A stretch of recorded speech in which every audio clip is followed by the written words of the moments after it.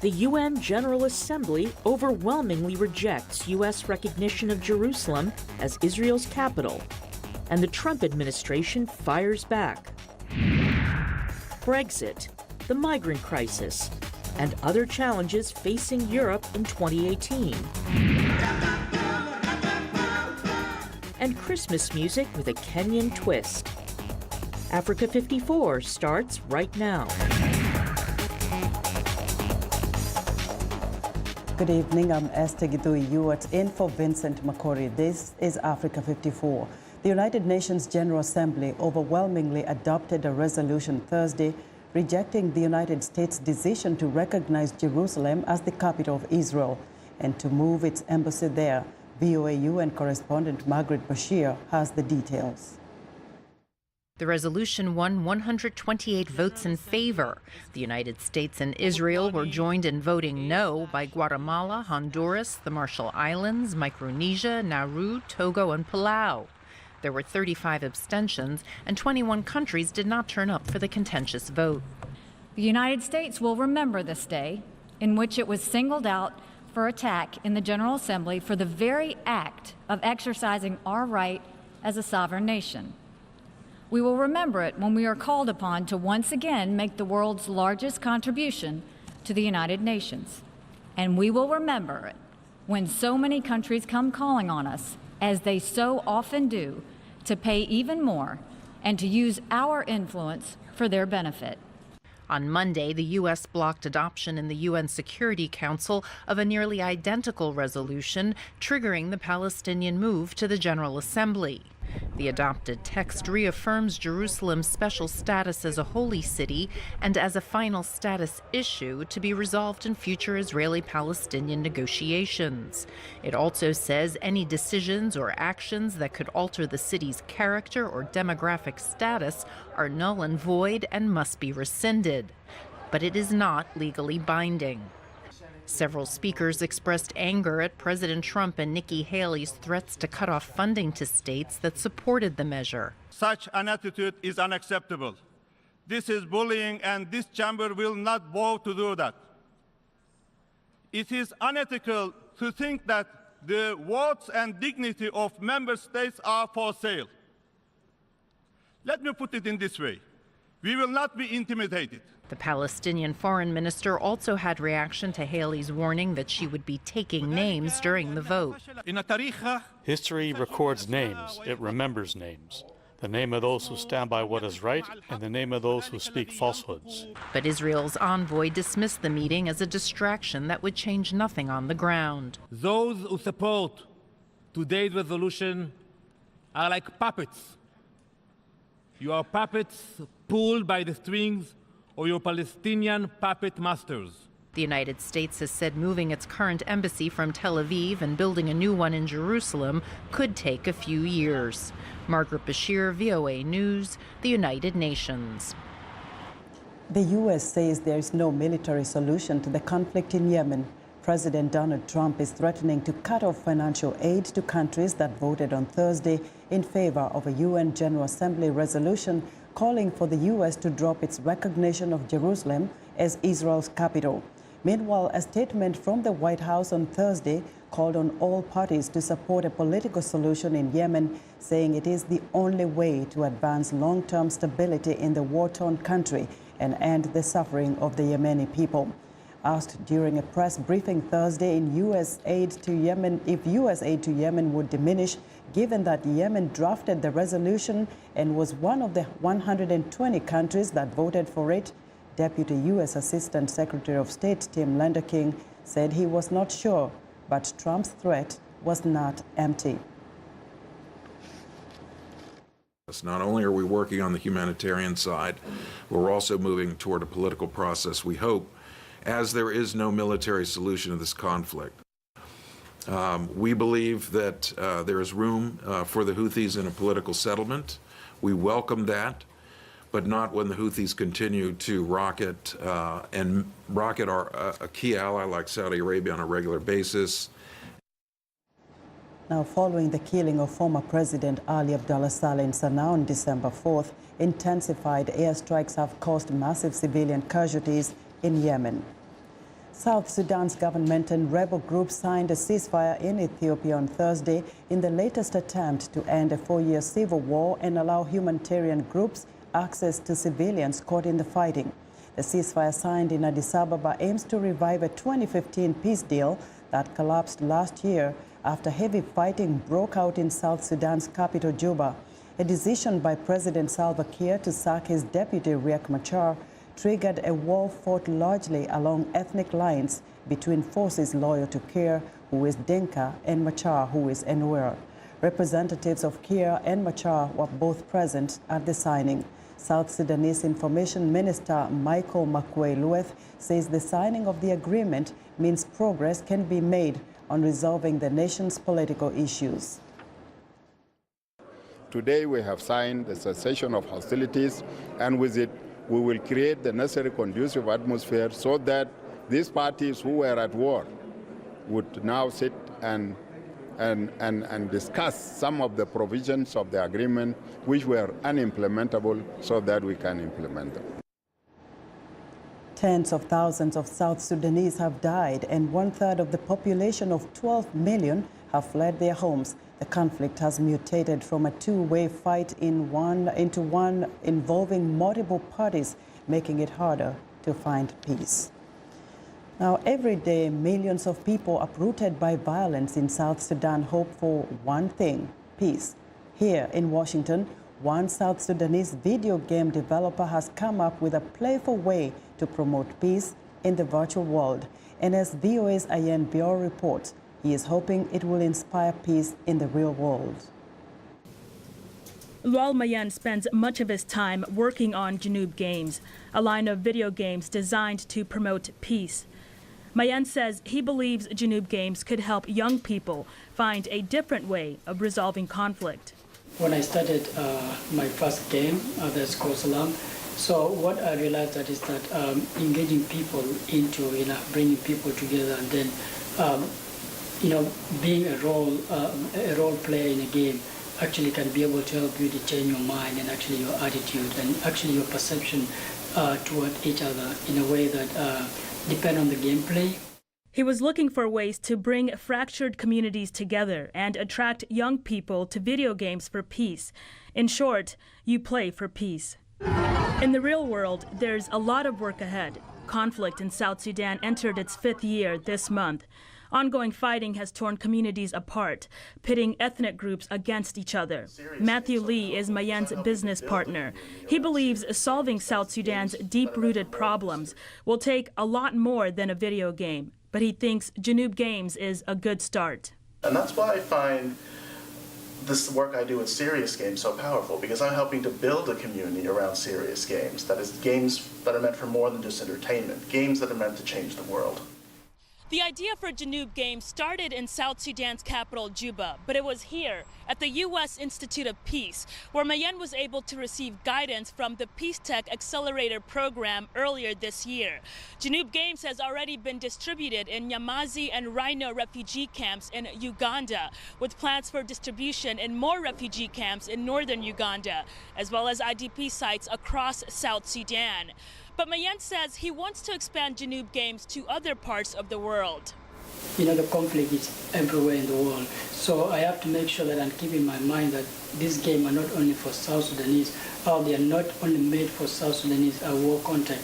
They're made like you, to benefit everybody. It's not only like, for example, in South Sudan, but actually with the families, within the families. So, peace is something that is built over time. So we need a lot of processes, to tackle it. That process continues in Ethiopia this week, where South Sudanese politicians and activists are meeting for another round of talks to end the 4-year civil war and bring about real-world peace. Ayen Bior for VOA News, Washington. Now, there's still no relief for Nigerians as long fuel lines continue even after the Petroleum and Natural Gas Senior Staff Association of Nigeria called off its industrial action on Monday. Nigeria is on a gasoline buying spree after fuel lines built up at gas stations this month, even as the government sought to reassure drivers that there was no shortage. Frustrated motorists continue to wait for hours to fill up their cars, a common occurrence just before the Christmas holidays begin. I've been on the queue since 7 a.m. and I just bought now. You can see that it has taken over close to 5 hours. And we have other things to do. And I think buying fuel should not be a problem in this country, especially in this Yuletide period. I think the tension should be eased by the government. The government should try as much as possible to make the product available. Now, even though Nigeria is a member of the Organization of Petroleum Exporting Countries, which export crude oil, it imports fuel because of a lack of refineries. The United States has slapped sanctioned former Gambian President Yahya Jammeh under a 2016 human rights law. The U.S. Treasury Department says the Trump administration used the Global Magnitsky Human Rights Accountability Act that former President Barack Obama signed last year to freeze the assets of Jammeh and a dozen other so-called serious human rights abusers and corrupt actors. During his rule, Jammeh used a terror and assassination squad to target people he deemed to be threats. Jammeh's chief spy, Yankuba Baji, is also on the list. He is accused of executing most of Jammeh's deadly orders. In Zimbabwe, a white farmer evicted by Robert Mugabe's government has had his farm returned. Robert Smart returned to a hero's welcome as the first white Zimbabwean farmer to get his land back under new President Emmerson Mnangagwa. It is a sign of a reform on an emotional issue with political and racial overtones. Whites make up less than 1% of the country's population, yet they own huge tracts of land, while black Zimbabweans remain in largely unproductive areas. Mugabe said the farm evictions were meant to address colonial land ownership imbalances skewed against the country's black population. Of the roughly 4,500 white farmers before land reform began in 2000, only a few hundred are left.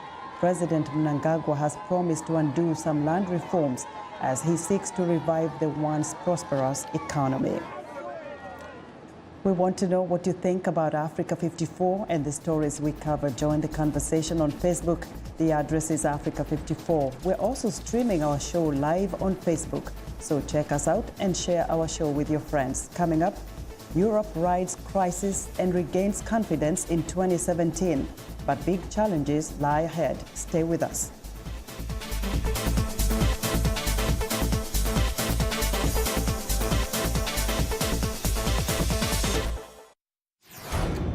This is BizBeat. Workers at this family-run Christmas ornament factory are hard at work to meet the demand for decorations each year. At Glasser, CEO Liver Coven says while China tries to make low-priced products, his family-run business goes after higher-end buyers. Our philosophy, he says, is we want to make limited editions for those people who can appreciate it and, of course, afford to pay for them. It's a process that requires a variety of skills, from the manipulation of fire to shape glass or baubles by rotating liquid molds as they dry. Coven says it's a lost art. Because there's a lack of skilled workers, he says, we make videos of retired skilled glass blowers to teach our people so they can learn. It's a labor requiring hand-painted and decorated baubles, while some get colored in chemicals and lacquers, sent to the dryer, eventually boxed and shipped around the world from the Czech Republic. For VOA's BizBeat, I'm Philip Alexio.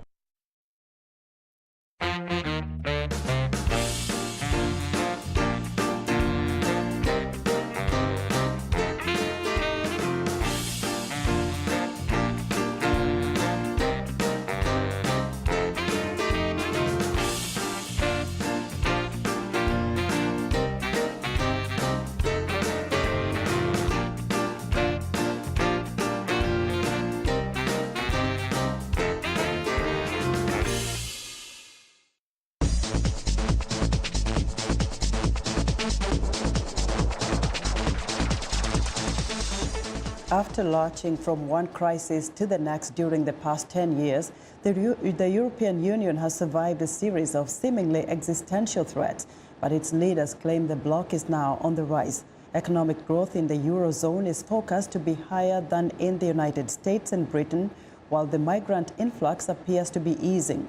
But analysts warn the underlying problems have not been solved. Henry Ridgwell has more. The euro debt crisis that nearly bankrupted several European states the chaotic arrival of millions of migrants fleeing war and poverty.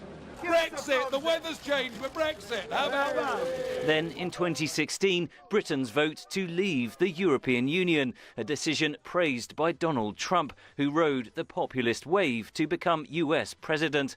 The European Union has survived a decade of crises. In 2017, its leaders claimed Europe is back in business. In his September State of the Union speech, the EU Commission President captured the mood. The wind is back in Europe's sails. We have now a window of opportunity, but it will not stay open forever. French President Emmanuel Macron is widely seen as Europe's saviour. He won the May election on an explicitly pro-EU ticket, defeating the anti-EU National Front under Marine Le Pen. Supporters credit Macron with halting the seemingly unstoppable right-wing populist surge in Europe, but analysts say those forces cannot be written off. So yes, Macron was elected a pro-European candidate, but in the end, mostly because for many voters he was the lesser evil compared to Marine Le Pen in the second round. President Macron even voiced hope Britain might be lured back into a reformed bloc. Dans cette union, recentrée sur des valeurs... In a union refocused on its unwavering values and an efficient market, in a few years, if it wants, the United Kingdom could find its place.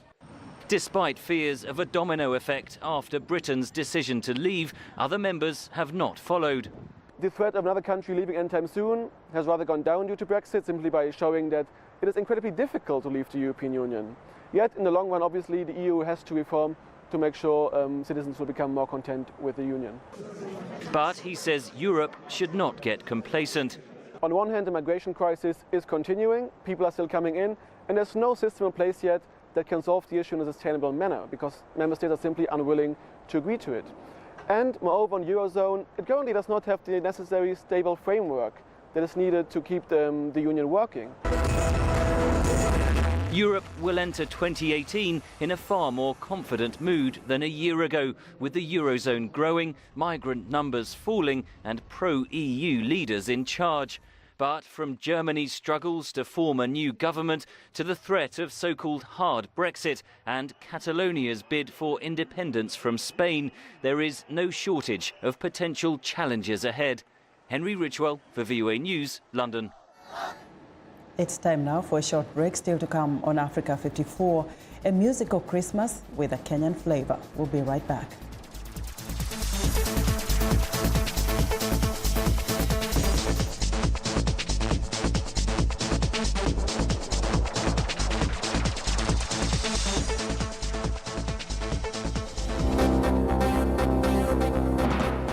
In the Democratic Republic of Congo, dozens of refugees from South Sudan streamed into the Democratic Republic of Congo, fleeing what they said was a fresh government offensive.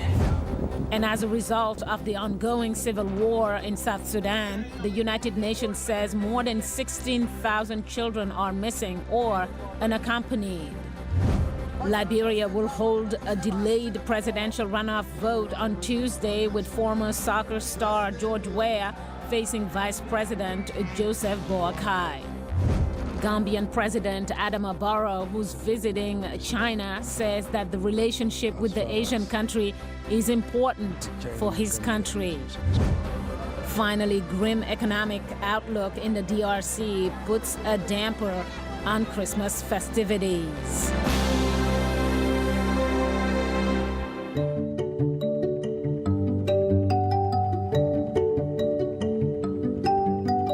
This is a country that I chose to become a citizen.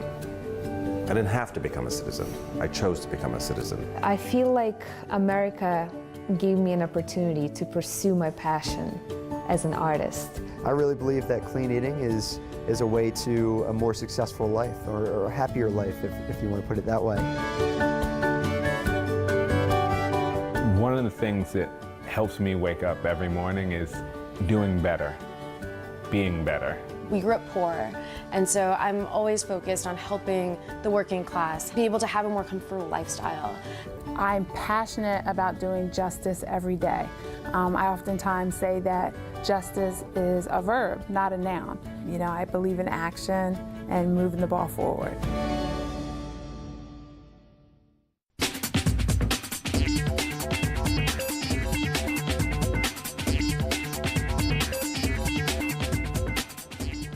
And welcome back to Africa 54. Here's what's trending. Fabulous looking food continued to inspire social media users and restaurateurs in 2017. One cafe in Amsterdam took the year's trendiest food, the avocado, and devoted a photogenic menu to it. The owners were inspired by an online trend for extravagant food styling. Experts say social media is also giving rise to a boom in dessert artistry and an increasingly young, passionate collection of bakers. The bottom line, dishes should not only appeal to the palate, ideally unique creations should also be camera-ready. Next up, 2017 was also the year of Quirky Trends. Dancing pallbearers became more and more popular at funerals in Ghana. They may be dressed in black, but these pallbearers were anything but solemn. The new style of burial tradition is now increasingly being copied all over Ghana as a way to celebrate the life of the deceased. At the Nail Olympics in London, nails were turned into miniature works of art depicting the beautiful and the bizarre.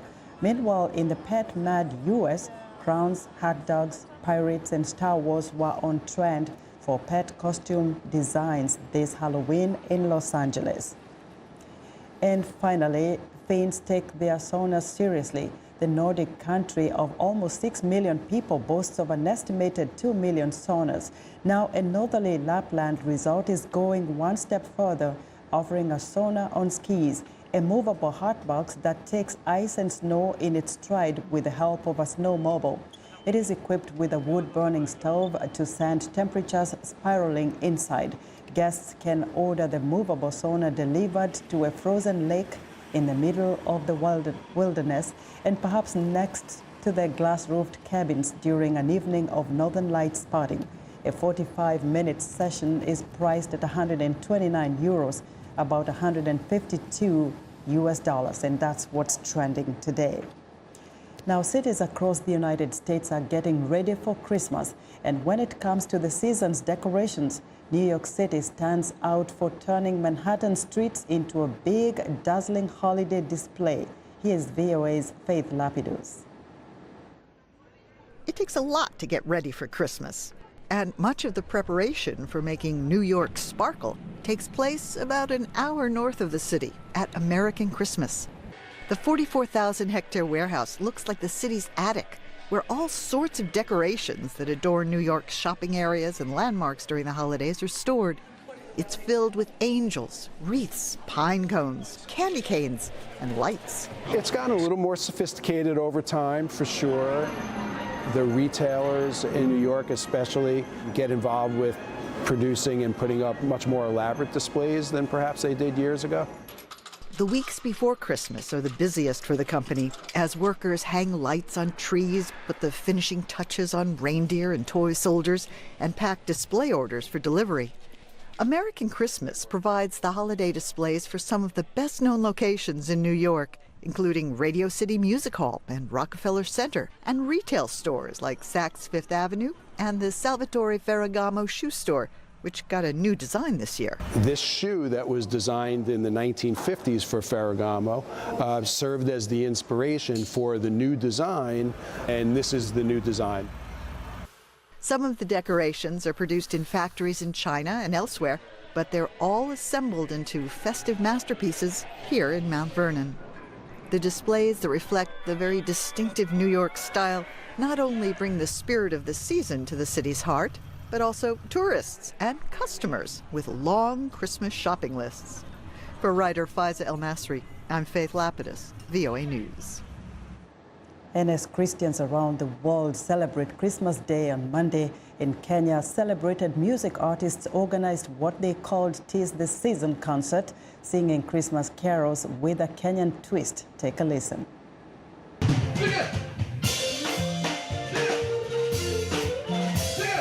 We are going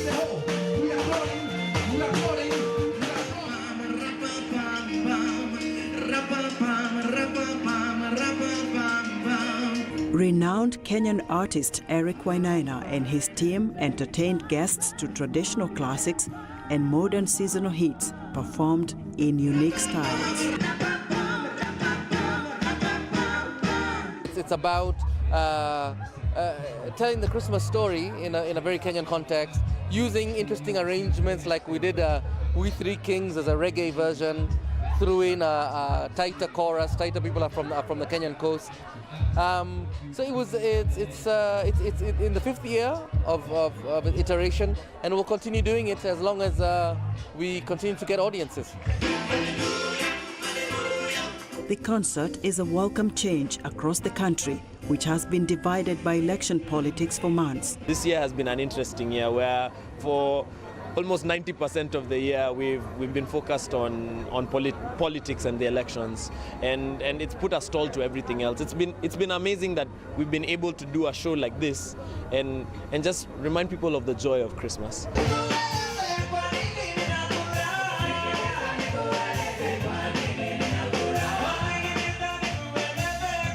The event is one of many lined up as part of festivities during the holiday season, meant to get people in the mood for Christmas.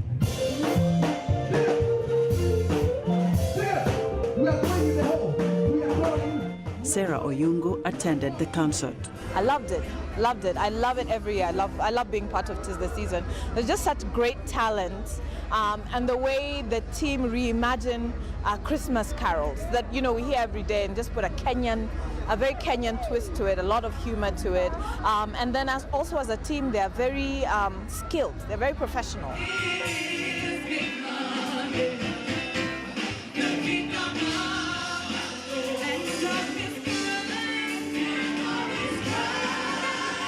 It's wonderful that people still love Christmas so much, even in these days when there's so much turmoil politically. It's wonderful to have such things to bring us all together.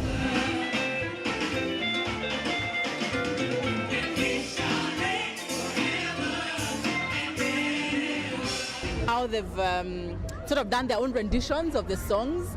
It makes me very proud to be African, very, very proud to be African. The two-day concert attracted over 2,000 guests.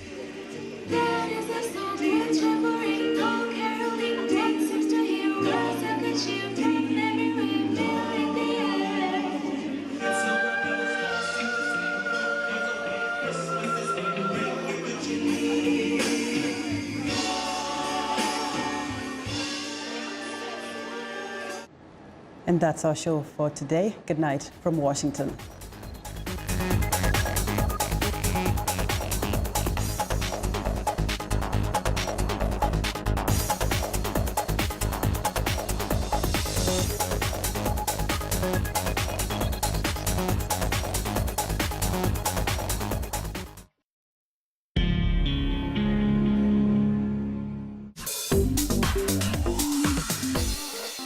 Welcome to English in a Minute. When something loses its original shape or form, it does not look very natural or comfortable. Bent out of shape. Hey, did you tell Greg about my dinner party? Yeah, I did. I thought he was invited. Well, now he's all bent out of shape because I didn't invite him. I'm sorry.